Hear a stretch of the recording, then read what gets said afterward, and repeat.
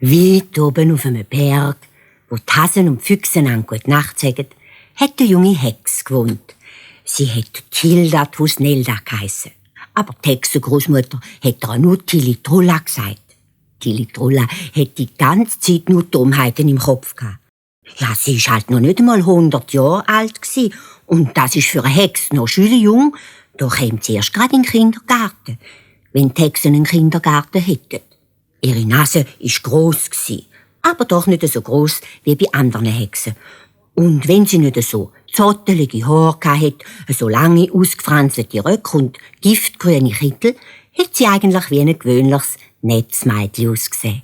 So geht's jetzt einfach nicht mehr weiter mit dir. Hat an einem schönen Tag die Hexengroßmutter zur Tilitrolla gesagt. Gestern hast du dem Förster seinen Hund verhexet und heute meinen Kater.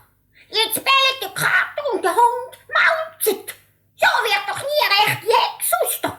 Also merk dir etwas. Bis zur Hexennacht auf dem Blocksberg kannst du deine 37 Zaubersprüche auswendig. Sonst kommst du keine eigene Hexenwesen über. Das ist doch mehr gleich, maulte Tilitrolla.